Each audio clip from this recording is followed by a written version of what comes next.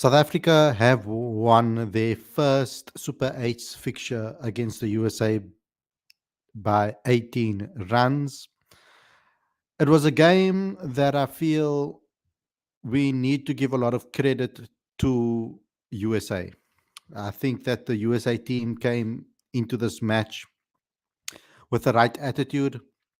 I think they came into this match with a fighting spirit, and they performed admirably, I think, as a unit today. Okay, when it comes to their bowlers, I think in certain periods within the match, I think that the bowlers in certain periods of the match could have were brilliant, and in other periods of the match they weren't. But then on the flip side, also South Africa's batters today, the top order, particularly um, Quinton and Aiden today, were fantastic in their approach, finding the form at the right time. So although South Africa have won by a big margin today, I would still say that there is a lot of uh,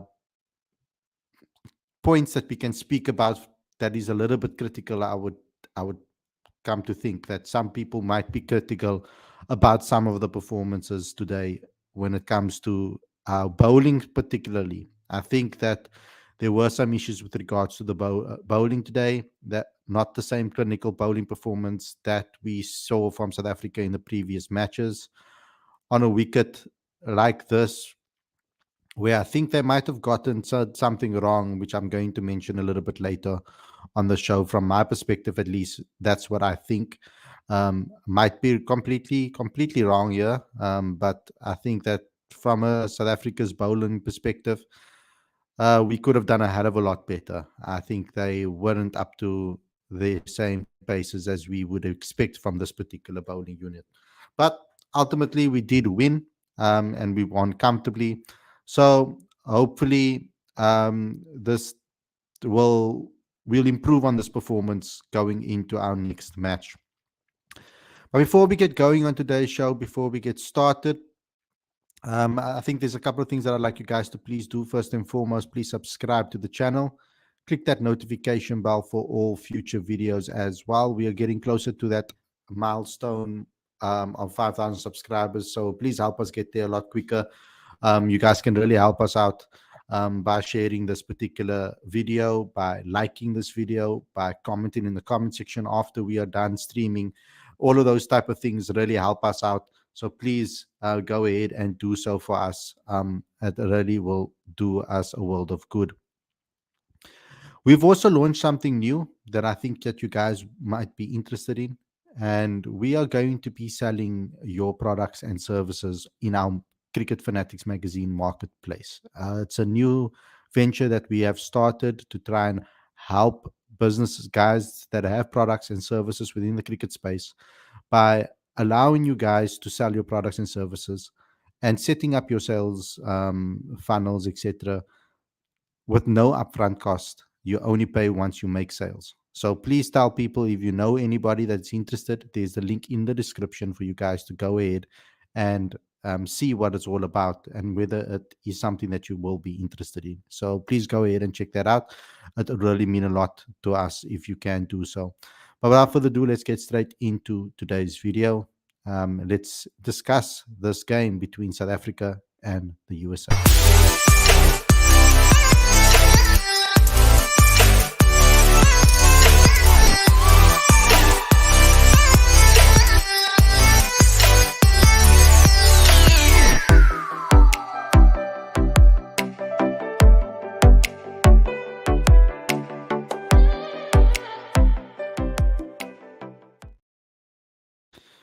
Good evening, everybody, and welcome to Cricket Fanatics Magazine. This is your review show. I'm your host, Khalid.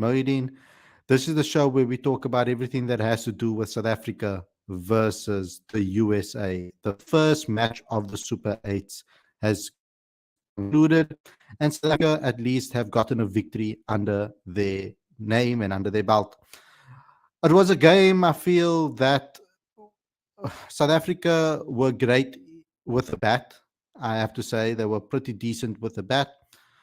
Today we had a situation where our top order performed and our lower order didn't. So it's the complete opposite, basically, of what we've seen in previous games, where our middle order has bailed us out of situations, and our top order haven't performed. So this particular game, we had a situation where Quentin de Kock, absolutely brilliant. Let me just put. I just want to put something out on social media quickly. Um, just publish that. We had a situation over here where South Africa were put in to bat first. USA won the toss and they opted to bowl first, and that was a decision I feel that could have gone either way. I don't think it was the best of decisions when it comes to chasing in T20 cricket. We know it can be quite difficult, especially on a little bit slower wickets. But I have to criticize one aspect of of the game, and that was Otniel Batman's omission. Now, for me in this tournament so far, because of what Otniel provides at the back end, I always feel that he should be currently our first bowler on the team sheet. South Africa had a difficult decision to make there with regards to that, whether they should play him or not. And they opted to stick with the experience in KG Rabada. And KG Rabada bowled beautifully today. He was our best bowler, actually. So it actually works out in South Africa's favor in the end of the day, at the end of the day.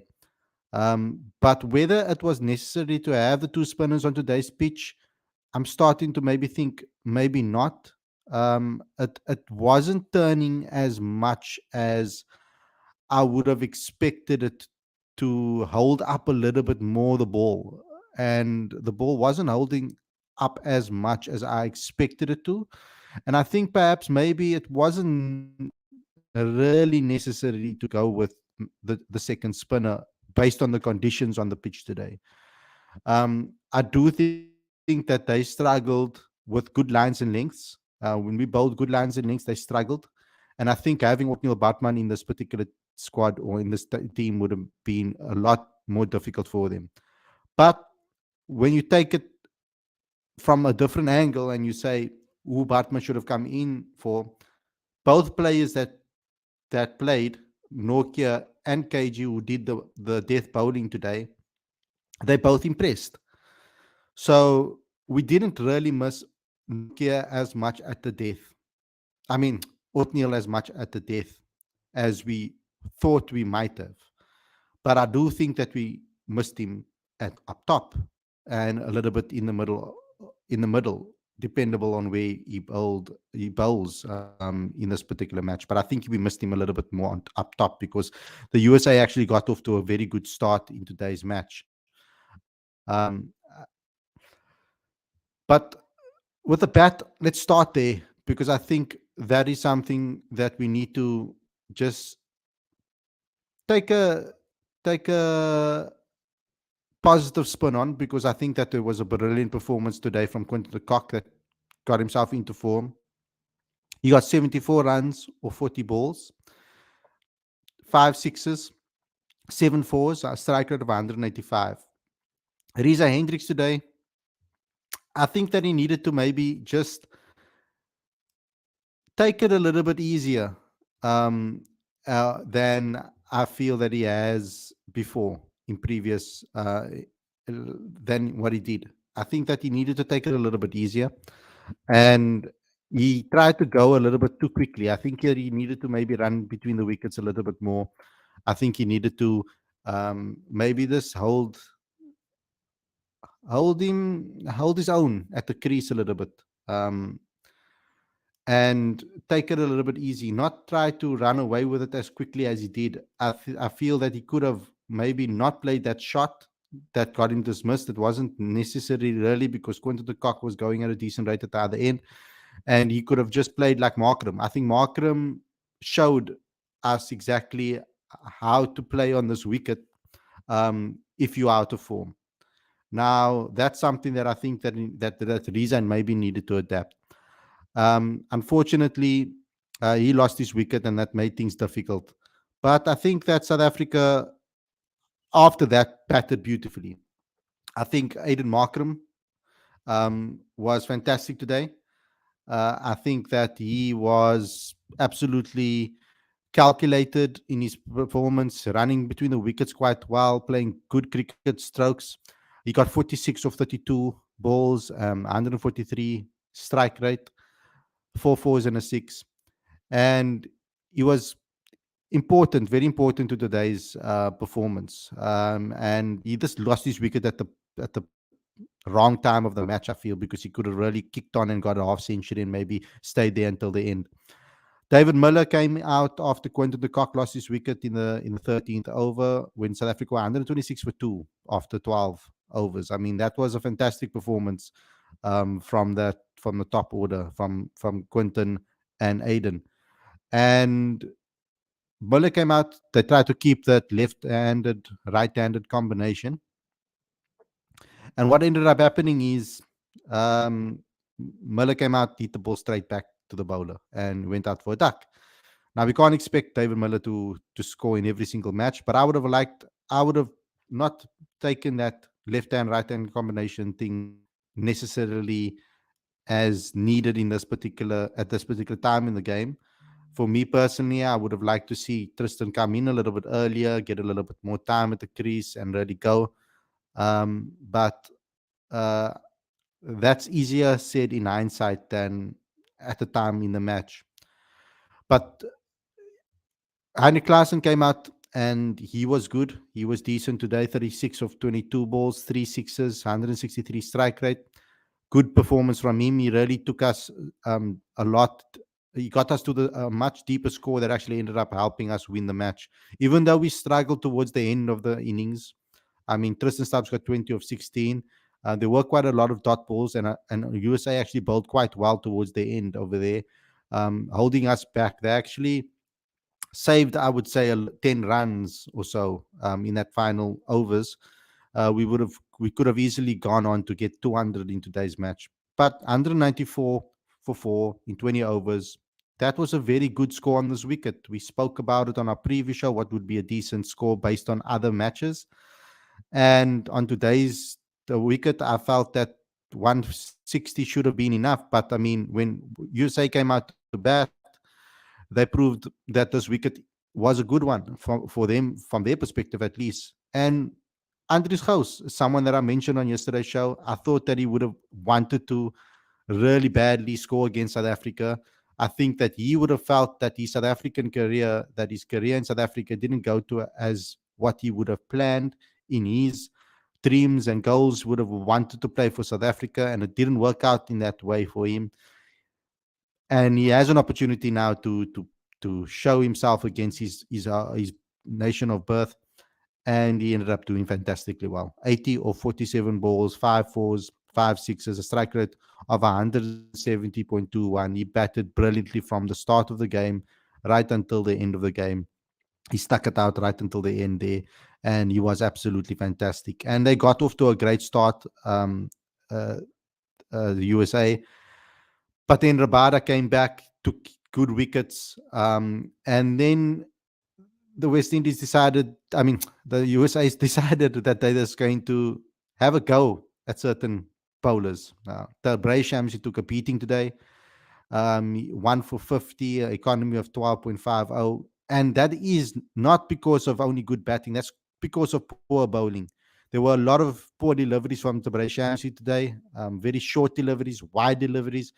He wasn't up to his best. But I don't think that he was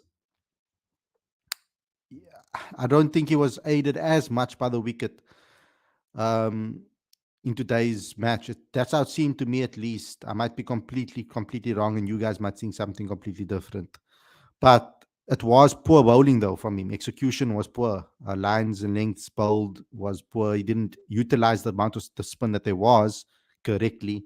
I mean, a lot of the balls that he bowled too wide, and then his spin actually took it wider, and it actually ended up being an extra. So I wasn't very impressed with his performance today. In fact, after looking at his performance today, it would have been easy not to pick him today and have Otniel Bartman, who I felt it was a bit unlucky to be left out of today's match. I mean, Aiden Markram also in his one over that he bowled, he went for 13 runs, so he was also quite expensive up top. But I have to give props to Kagiso Rabada. He was brilliant. Marco Janssen was very expensive today as well. He didn't really get the best out of today's wicket, and he didn't find that consistency that we would have hoped. Bowled two wides as well. He went for two sixes, three fours.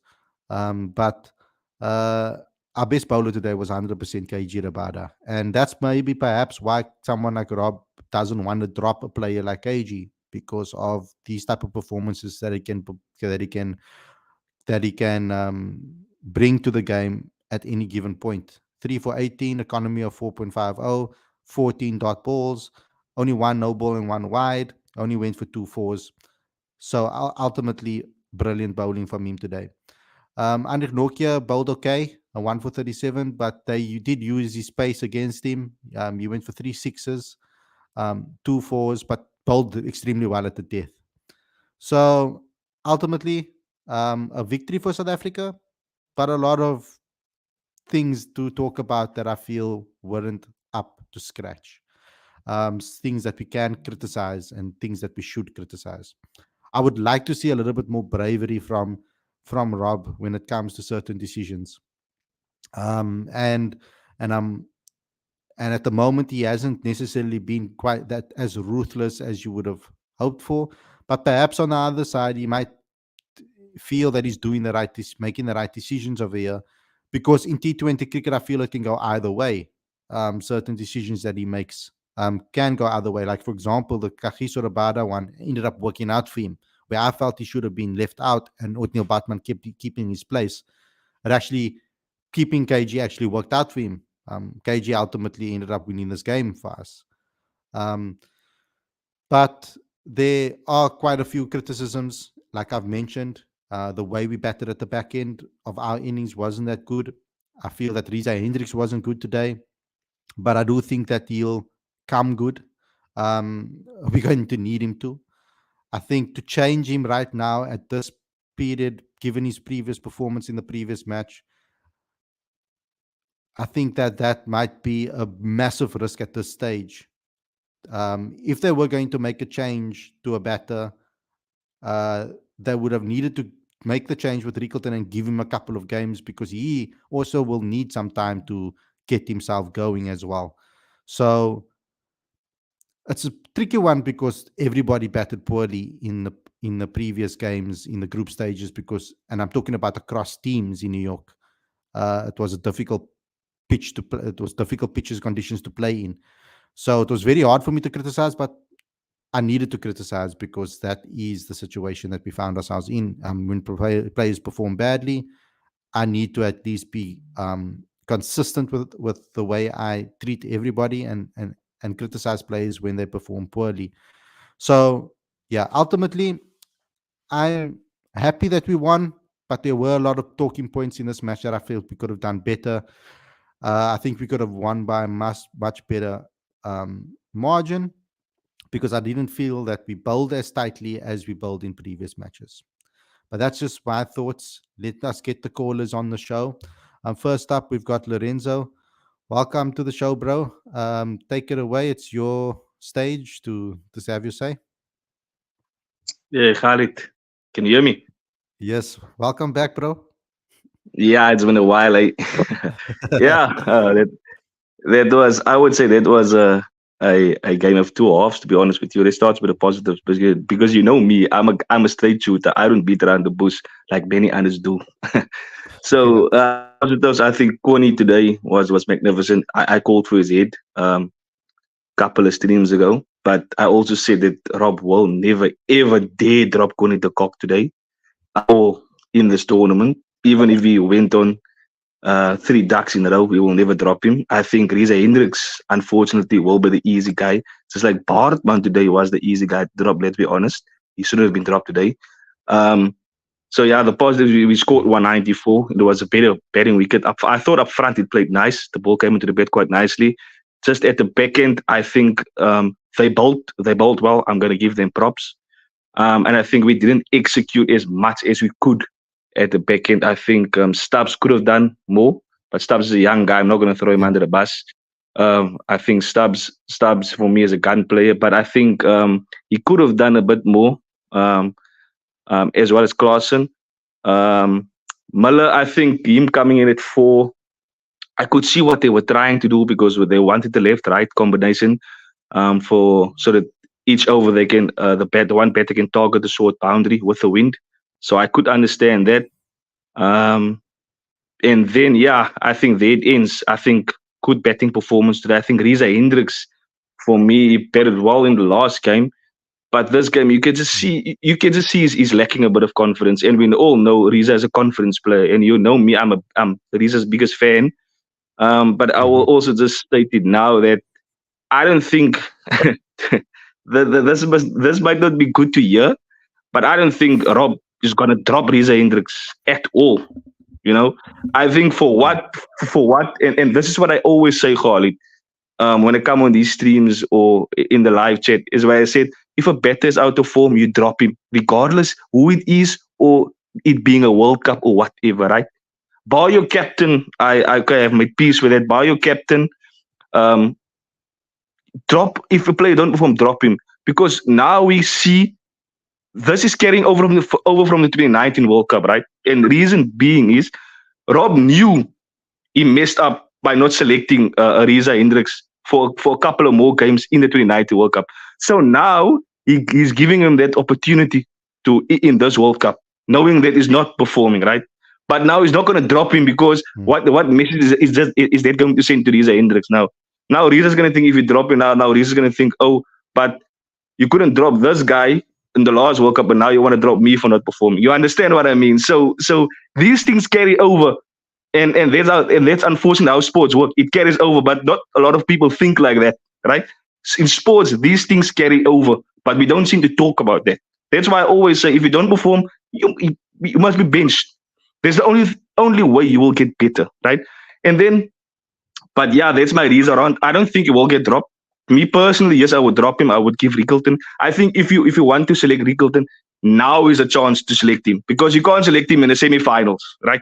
Because that's pointless, right? So if you want to select him, then you give him the 2 games, the one against the West Indies and the one against England, and see what he does. And then if we make the semi-finals, which we'll come on to in a moment, then you can decide, okay, and if Rickleton also doesn't perform, then you decide which one are you going to select, right? But now let's go on to the bowling. Um, yeah, I think today, right, when Markham was at the toss, I spoke with my colleague at work today. I told him, look here, if there's a change today in the bowling department, we're going to play 2 spinners. I can assure you they're going to drop Bartman. Because you know why? Because Bartman is the easier guy to drop. Because he just came into the side, so he's the easier one to drop. They were never going to Yeah. drop one of the other guys, right? For me, right, that's a reflection, unfortunately, that's a reflection of the coach. And I'm going to say it now. Our coach have no balls whatsoever. He doesn't have any balls, right? I'm a straight shooter. I'm saying it how it is. He doesn't have any balls. I knew a lot of even my brother said it on your show yesterday. If they drop Bartman, it's gonna be a travesty. And he also told me today they're gonna drop him today. And look what happened. They dropped him. We can forecast these things. Khalid, when are we listening? We saw it with Kyle Abbott 2015. It didn't work. We saw it just a few months ago with Temba Bavuma playing with the injury in the semi-finals against Australia. So what is these people thinking about? It will never ever work. You select your and yes, Rabada bowled well today, but the criticism he got, it was this he wasn't on par. So people now gonna say, but look what Rabada did today. Yes, he was fantastic, our best bowler, 100%. I give him his props. But leading up to this game, you was the guy that everybody talk about that should be dropped if you play extra spinner. But now people want to twist their words and say, yeah, but yes, he did well in this. Yes, he did well, 100%. But my thing is this, and this is what I want to speak about tonight, Khalid. Yeah? Sorry, I'm going on a bit of a rant here. No, go. This is what I It's your want to time. speak. I feel I've given 30 years of my life supporting this team. I'm 30 years old now. I given 30 years old, 30 of my life supporting this team. So, and I invest a lot of time and effort watching the Proteas. So I feel I have the right to talk and say what I want in a respectful manner, of course. But this is what I wanted to say, right? Today, by not playing Bartman, you could see our bowling balance was way off to what it was all the previous games. And that's why we bowled so badly today. Because of the coach sitting there and dropping our best, and I'm going to say this, Othniel Bartman is our only and he's our best death bowler. You and a death bowler, especially in limited overs cricket, is gold dust. So why in the hell are you going to say no? You're going to be benched today. We're going to play the extra spinner. And you know what, Khalid? We should have. I'm not going to sit here and say, oh, no. In hindsight, now the extra spinner. Yes, the extra spinner would have always played. And mind you, I agree. I disagree with you with what you said earlier that moving forward you would drop one of the spinners. I disagree with you because look at all the other teams. They play with two spinners or even more, right? In the West Indies, the pitches will slow down. You could see it even today. We just bowled bad. Look at how USA bowled their spinners in the later part of in the middle of the innings. They bowled well, right? I just felt our spinners didn't bowl well today. But moving forward in the tournament, we must play with two spinners. And unfortunately, I don't care about what, but Bharatman must come into this side. If Bharatman doesn't come into this side, we are absolutely screwed because we have no death bowlers, bro. I can tell you now, this crap we saw today is not going to fly against England or the West Indies because they will absolutely murder KJ Rabada, Anrich Turkey, or even whoever bowls it because Barman is our death bowler. He's our best death bowler we have. The guy showed it in SC20. Even Ricky Ponting the other day said he was actually surprised when he was a net bowler for them in the IPL with the amount of Yorkers and amount of skill this guy has, right? So once again, South Africa, India will never ever drop their best death bowler, right? Australia will never ever drop Stark, who's their best death bowler, right? But here, South Africa, our coach said, hold my beer, I will drop our best bowler, death bowler at the back end, which we need. We know death bowlers in cricket is gold dust, especially T20 cricket. So that is what I wanted to say, man. This thing of people sugarcoating, yes, Rabari did well today. Yes, 100% he bowled well today. But I'm sorry, one of the bowlers must get dropped because Bartman must play for me. This is bull. This is absolutely bull. And one last thing I want to say about this. Yeah, I forgot my train of thought now. But that's one last thing I wanted to say about Bartman is that, or about Anrich Nokia, is that I told my brother after the Nepal game, we all know that Norkia came back from injury, right? So I don't think he's fully fit yet. I think the first two overs he bowled against Nepal, you could see in that second over, in the middle of the second, he was starting to blow a bit. And when he came back to bowl his last two overs, he travelled, and you could see he was a bit tired. We saw the same thing today here, where at the start his first two overs, or even his first over was good. His first and second over was good, but his last two overs, you could see he was feeling a bit laggy. So that is even more of a reason why you should play Bartman, right? Because Bartman is, for me, call it Bartman is our best death bowler. So why they dropped him today was ridiculous. So yeah, that's what I wanted to say, boss. Well, Lorenzo, I agree with you because I did say that yesterday on the preview show. I said that if they drop a player for a spinner, that should be Rabada because, I mean, it's based on the form and it's based on who was our worst bowler in the tournament so far, which was Rabada leading up to this point when it comes to his performances. It's not only now, though, it's been for the last couple of years. Rabada hasn't been up to the standard that we know that Rabada's ability should be. At least we can say that Rob's been consistent when it comes to team selections. At least we know what he's going to do. I mean, you guys have predicted it now on plenty of streams, even leading up to this into this World Cup squad selection. You and your brother as well. I've seen you guys comment a lot in the live chat, and you guys have been right about the decisions even made when it comes to that as well. So at least we know what he's going to do.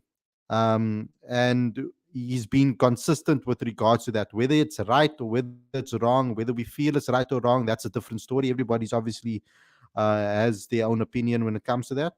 But Rob's been at least consistent with regards to those decisions. He backs his experienced players over less experienced players. in this particular case, I don't think it was the correct. In this match, obviously, in hindsight, it would look like it's the right decision, of course, because Rabada played well. But besides that point, I still don't feel that O'Neal deserved to be dropped out of out of the bowlers today. I mean, he is our best death bowler, but not only that. Um, I feel that every role that he does play, his change ups on these wickets as well, his performances as a whole, as a economical bowler, that you need those type of bowlers in your team that can do that, that can play in the pressure situations, because the pressure situations where South Africa lacks, that we've always lacked over the last years.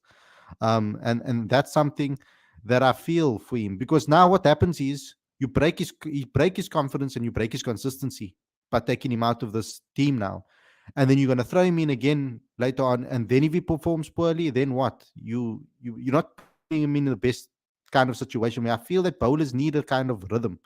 They need to, if they're in a good form, they need to continuously go. I feel batters in T20 cricket's a bit different.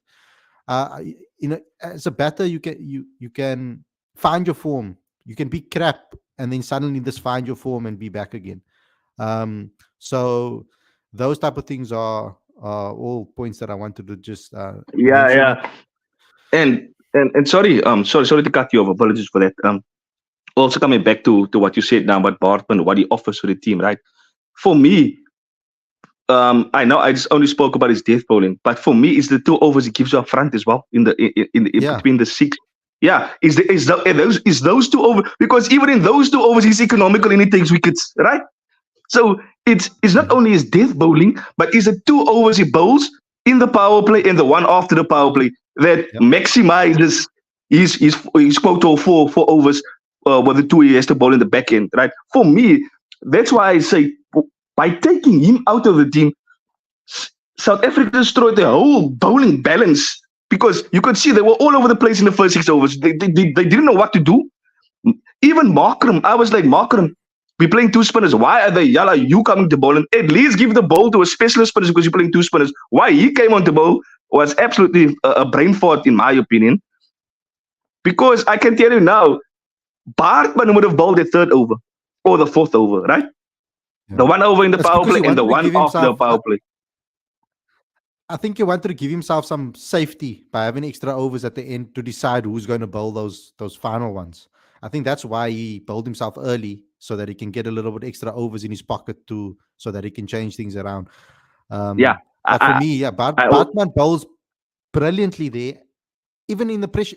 For me, it's his ability to be able to perform in the pressure situations when we need him the most. And that's when he steps up and performs regardless of the pressure. That's a quality that should be added as an attribute when you're talking about selecting players. It's pressure. Handling pressure is important yeah, too. It's an attribute that most players, not everybody has.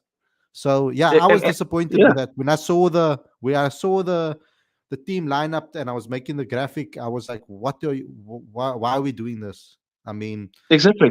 you And you rather take a risk, I would say inverted commas risk, by dropping someone and hoping that they find form later on in the tournament with an experienced player that understands those situations better than a guy that's new into the team. You want to give that guy, when he's in form, having the best, having a good time, you want to give him as long as possible to continue that until it stops working. So I mean, and yeah. and and there's one more thing I want to say, right, with this whole situation, that sorry, this is just also shows that why teams like Australia, England, and India are just world in terms of how they run things, right? Because they are ruthless. Why do you think Australia have won so many World Cups? Why? Yeah, Because they are ruthless. If you don't perform, they drop you. No matter who the hell you are, right? I can tell you now, if Mitchell Stark has a horrible group stages, they will drop him, right? That's what Australia do. But yeah, we South Africa are and you know what, Khalid, right? We keep on doing the same mistakes in World Cups by selecting players that shouldn't have been selected or making the wrong decisions at the wrong times, right? I always say this. This is not this is not a fluke, right? This is a systemic issue, unfortunately, in South African cricket. It's a systemic issue that will never go away until we get a CEO or a DOC or a captain or a coach that has the balls to say, look here, I'm taking this team on the field. Not you, the coach, not you, the guy that sits in the office earning millions of rands doing paperwork. Me batting and bowling and doing field changes, talking strategy with my team. I'm going out on the field. So please give me the team that I want, that I want to take on a team that gives us the opportunity to not only win this game, but to win the damn World Cup, because that is something that we never ever have done in this country. And for me, it's quite embarrassing, right? I always I always feel like, in football, when your team has won a Champions League and you argue with other teams, you can at least say, even when a team is crap, you can say, yeah, but I've won the Champions League also, right? I'm a Man City fan. I couldn't chat to my friends talking about Champions League because they will bash me. But why are you talking so much? You were Premier League merchant. You haven't won the Champions League yet, so don't talk with us, right? I feel like that online when I have to defend the Proteas when people talk crap about us, because I know I can't show my full bum, because all they will say is, but where's your World Cup? You talk a lot. Where's your World Cup? And then I can see nothing, right? So that so that is why I say, like, we have all the talent in the world, right? We have amazing talented players in this country. Look at Aiden Markram. Aiden Markram is the most frustrated cricketer out there. He always gets out in weird ways. I don't know, like, look at the he always gets out in the weirdest ways. Markram gets out in the simplest ways.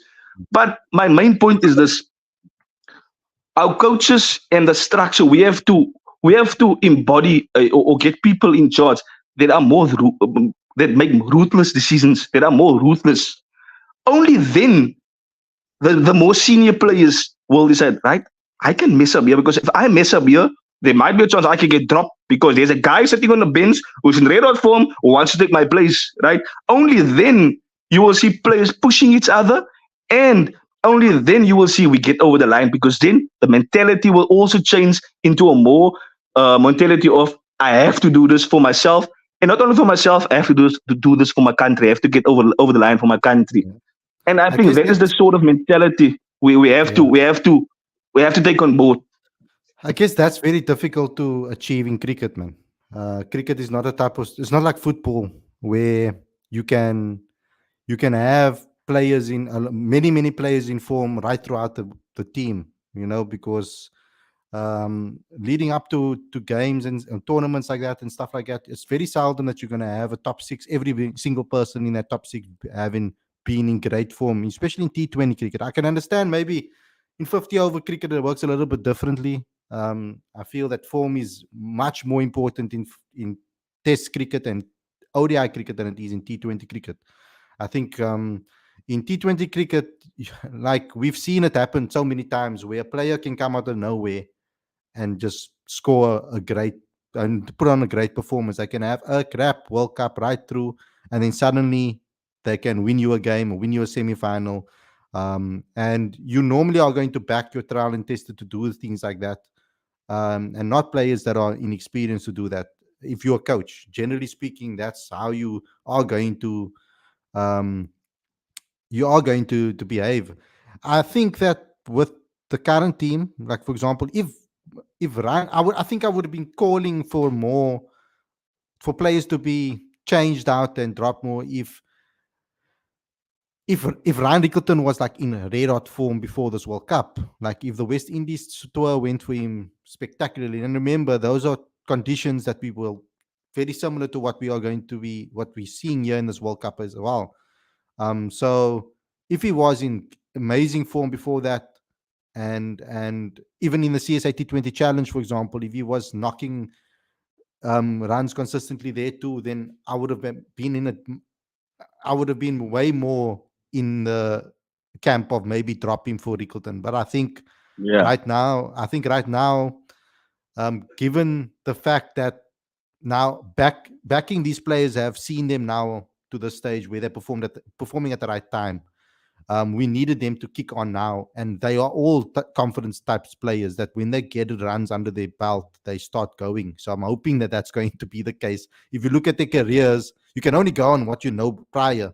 And generally speaking, when a player like Riza, Quinton, and Aiden start scoring their first 50 or they get close, then usually kick on and get better and better as time goes on, as the timing gets better. So I'm hoping that that's going to happen. And where I feel that Heinrich Klaassen and David Miller and Tristan Stubbs are more of your X factor type of players that will win you a game here and there, rather than win you every single game or put you in a good situation every single Yeah. game. So I think that's I something that we need to take into consideration. Lorenzo, just your final I agree. thoughts, bro, because I have another Yeah. caller. Okay. No. Oh. I agree with. I agree with what you said now. Right. I also just think moving forward. I think we saw it in that India game. In that India game, we played in the World 50 over World Cup as well. Right. Um. I love Marco Jansen. Right. But Mm. I just feel where he lacks a bit is sometimes he's a young guy, so it will come with time. Right. The more Test cricket he plays. I don't care about one days in or T20s in particular. Test cricket is Listen to my the format. issue. So the more Test cricket he plays, he will learn to do better in pressure situations, right? But for me, it's a Yeah. bit concerning now at this stage where every time a bowler gets after him, it's almost like he's flustered. He don't know what to do, right? And I just feel in that moment you have to have an experience. Yes, Markram stands in mid over mid on, but I just feel also have to have an experienced bowler standing like a KJ or maybe like an Andre who can just talk to him a little bit. Because today what I saw, right, Yeah. when they were going after him, he just bowled length and he just bowled full pace. He didn't even try to change up his pace or bowl a cut. I think about one cutter, right? I just think that is the small things a bowler would tell him rather than the captain standing, because what Markram knows about fast bowling is dangerous, right? Or any batsman for that sake. So I just feel like having a bowler also there next to him, because at the moment we have at mid on we have Markram and Miller standing mid on and mid off. I would have a bowler in particular there speaking to Janssen, especially when he goes through the tougher times on the third or fourth ball, maybe when he goes for a bit of tap. Because let's be honest, we all seen it now for 2 years now already. When Janssen goes for runs, he really goes for runs because then his head is gone, right? So I just feel and that is the small things South African cricket have to get right, because the big things we do, but it's just the small, minute things that we can't get right and that we don't get over the line. And just I know I've been talking for long now, but this is my last point. This is my last point I want to make. In every World Cup we go in as favorites, not to win the tournament. In most World Cups we go in favorites to win the tournament, right? But even the last couple of World Cups we went in and people say we will do well, right? And then we battle all the teams, and then we come into the semifinals and we choke, right? Let's be honest, we choke. But I just feel this World Cup, all our games we've played, we haven't played our best cricket yet. So I just feel this might be a different omen where we maybe make it, where we maybe make it a semi-finals, and then maybe then we can get over the line because of the close games we had leading up to that stage. I think, me personally, I think we are the best team currently in this tournament, equipped to in pressure situations, because in every game we played, we were in pressure situations and we got over the line. So I just feel at the moment. And I think that is a positive, right? Even though I don't want close games, but I think that is a positive, because normally in close games, we know what happens. We roll over and we just we'll make it right in the next game. Let's take this loss. But luckily, the boys came through today. I'm proud of the boys. I'm proud of the batting lineup in particular. Not our bowling. The only bowler for me who bowled well today was Keshav, and it was KJ Rabada. But I'm gonna sign off with this note. I don't care who you drop, but Bartman needs to play the next game and he needs to play the rest of the tournament, because he is our only and best death bowler. And I'm going to disagree with what you said earlier on about dropping a spinner. I feel we must continue with two spinners, because that's the only way, because the pitches is going to dictate for playing two spinners throughout the tournament in the West Indies. I didn't say we must drop. I didn't say we must not play two spinners. I'm saying that if the conditions, because we have to read the conditions. Yes. We can all sit here and think that. I mean, today. Today we could have gone either way. But 10-1. My last point, 10-1 is that we have to play two spinners. But knowing Rob Walter, right, knowing him, from what I've seen now for him for the year and a half or almost 2 years now, he's going to drop Samsi.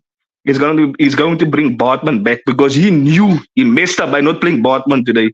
Because I can tell you now, if we didn't win this game today, he was gonna get all the heat. He couldn't even imagine it. And if KG didn't bowl well, that's why I'm so happy. That's why I'm so happy that Barter bowled well today. Because if he didn't bowl well today, Khalid, you and I both know what would have went on in social media, right? It would have been quoted this, it would have been this, and that word would have been thrown out. So I was so happy that KG bowled very well today, and for me as a man in the match. But yeah, that's what I wanted to say tonight. Catch you Yeah, in the thanks, next Lorraine. on the next one. Catch you in the next one. Thanks, you, man. Thank you for coming on. Okay, guys, that was Lorenzo. A lot of great points made. Some, most things I actually agree with, and some maybe one or two things that I obviously did reply to those things. But we got our next caller, is Ashwani, on the line. Ashwani, welcome back, bro. It's your floor. Take it away. Yeah, hello Khalid, how are you? I'm all right, and you? I'm great, actually, that we won, but Yeah, I think it's a Kagiso Rabada's class and experience that saved the day for South Africa. But I think this USA team looks me much better than many established associate teams in the T20s. And I think they are not pushovers and they are playing fearless cricket. And I think we definitely get to see them bringing more surprises in the day to come. If all the you can say that politics in USA cricket gets right, because their cricket structure had a lot of politics in it. So I think they need to work on it, and I think they have a lot of potential. And coming to I think today's match, I think I am very surprised at why Batman is not playing today. Obviously, Lorenzo has great points regarding Batman, and he tell many of the points which I want to set. But I think what I see about Otil Batman in this World Cup, I don't saw him play that much. I saw a little bit him in SA T20s, and he looks to be great.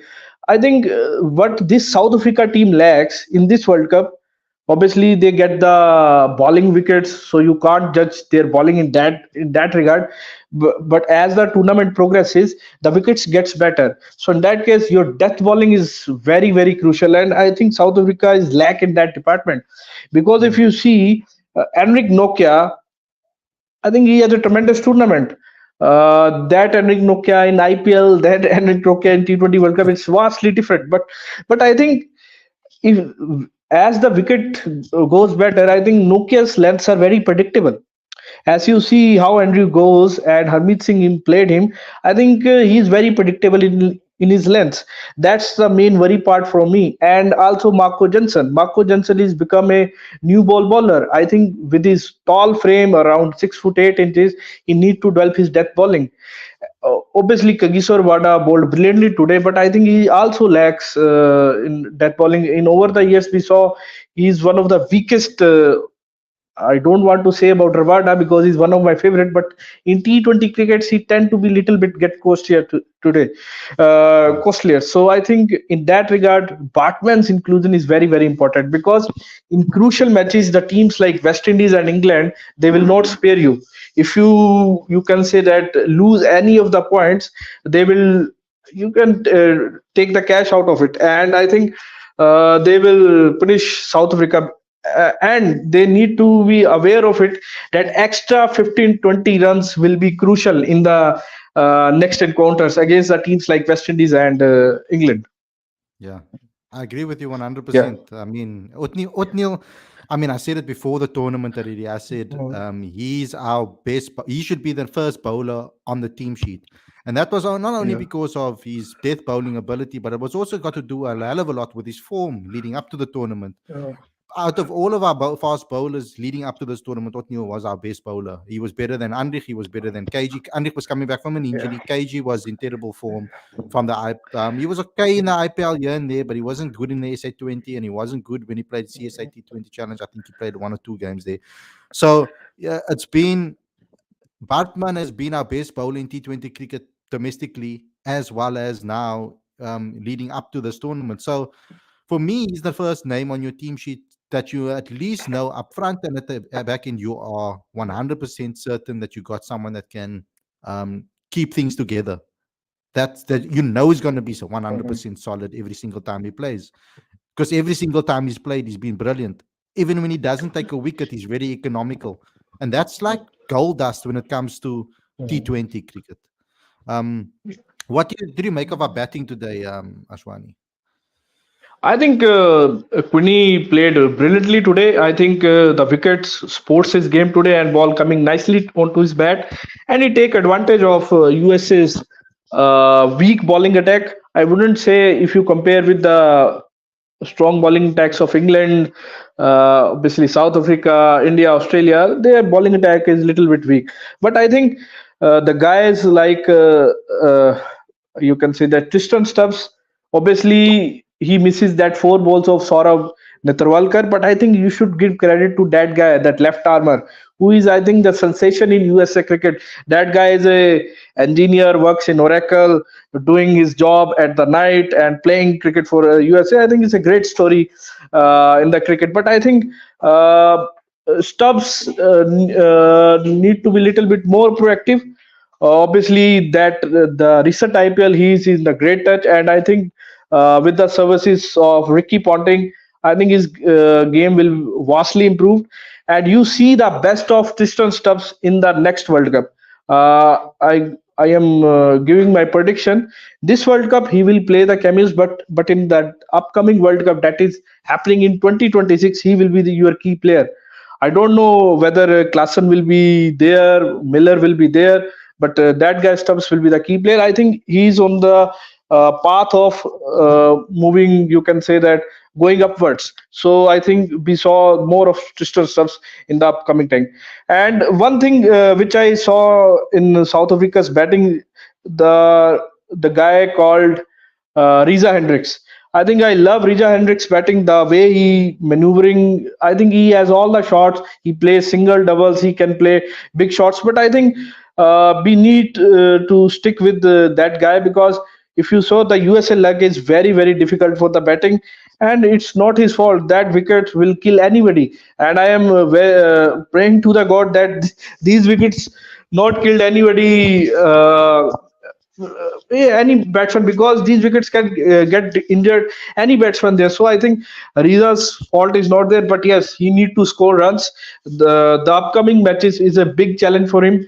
I know that guys are rooting for Ryan Rickelton, but I think Riza is much better player than Ryan Rickelton. I saw both of them. Obviously, Rickelton has advantage of left batting, but I think uh, that guy Riza Hendricks has more class, and I hope in the upcoming matches he will provide a good platform for South Africa. Yeah, when it comes to big games, Yeah, particularly yeah, domestically, because that's the only way we can yeah, really count it. Riza's performed in finals, semi-finals for the Lions, and plenty of yeah. times, and performed in big He's a big matches. match And I player. feel that, yeah, and at the moment, I feel that it's just a confidence thing for him. It's not a class thing. It's not because Yeah. of a technical lacking something or his ability. It's got 100% to do with, I feel, his confidence at the moment. He's just not timing the ball correctly as you would like. But I think it will come right. Cash, any final words? Anything final you want to say? Yeah, I am happy that South Africa win both the close matches. I think it's you can say positive side or negative side, but I am a more of a positive guy, so I will say that South Africa plays very close matches to Nepal and obviously USA. So I think it will be a big, you can say, that shake up for this team, that the upcoming matches they will get more tighter, and I think they need to play Batman in the upcoming games. I think Batman will give more control to their side. 100%. Okay, thanks, Ashwani, for coming on Yeah, and yeah. giving your say. And I'll speak to you again Thank you, really thank you. soon. Thank you. Cool, guys. So that's that. Great calls today. Both callers giving a lot of in-depth answers over here about their feelings.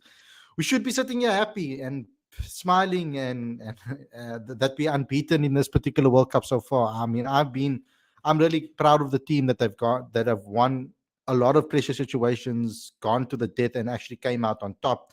In the previous World Cup, we did it once or twice, but when it really mattered, we failed. And I feel the fact that we've done it now in matches we were expected to win comfortably and found ourselves in difficult situations that could have been embarrassing, and we found a way to dig ourselves out of it. That's a skill on its own. I feel that we will feel a lot less scared about those situations, I feel, going forward. But I also think that our players are getting better when it comes to our batting performances. They are looking better, they're looking more confident, they are timing the ball a lot better, understanding the conditions a lot better as the games are going along. So that's a massive positive. With the bowling, for me, and that's the only criticism I have today, and I do 100% agree with the callers and with the live chat, that what's happened is the omission of Othniel Batman has thrown our balance out a bit, with regards to the way we uh, bowled as units and as pairs, etc. So I don't agree with the decision to leave him out. Like I've said, I feel that he should be the first bowler on our team sheet. So I'm going to stick to that belief. But I'm very happy that we've managed to win every single game so far, and I hope that this can continue. But anyway, guys, thanks a lot for tuning in. I hope you guys enjoyed this episode. Please don't forget to smash the like button and comment and share and subscribe. Leave your comments in the comment section. I haven't had the opportunity to go into the live chat as I usually have because we've had some callers on the show. So that isn't something that I was able to do, but I'll give you a couple of comments. I'll read out a couple of the last comments over here because you guys have been very active from the start of the show. So I'll read a couple of them on here. Arvin says KG saved SA today. Um, Sabik, I didn't know we have so many Indian Protea fans. You can find all the South African Proteas fans, the Indian Proteas fans here on Cricket Fanatics magazine. Actually, a lot of them come here and speak to us. The ratio is majority South African on this channel because we are promoting South African cricket. But I have been very impressed with the amount of Indian South African fans that there are out there that come religiously to come listen to the show and come give their inputs in the live chat. Tabos says, I'm still disappointed despite doing well with the bat. NY Times Square says, again, so much negativity about death bowling. Rabada Nokia duo is still one of the finest in the world. He says, Batman, Rabada, Nokia must play together. And that's the point that we were trying to make. Like that's kind of the point that we're trying to make. I think that Batman adds balance to the whole unit. We always complained about the past. In the past, we've always complained about that we're lacking something in our bowling unit. Batman was that missing piece to the puzzle. So now that we have him, utilize him. Arvin says, can Kutsia replace Janssen? Kutsia, I feel, adds more value with the ball on his day can hit lusty blows with the bat.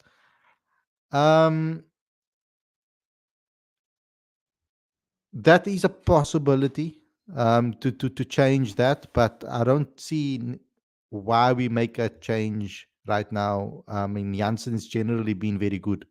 I don't think it's necessary to drop him right now. I don't think it would be fair.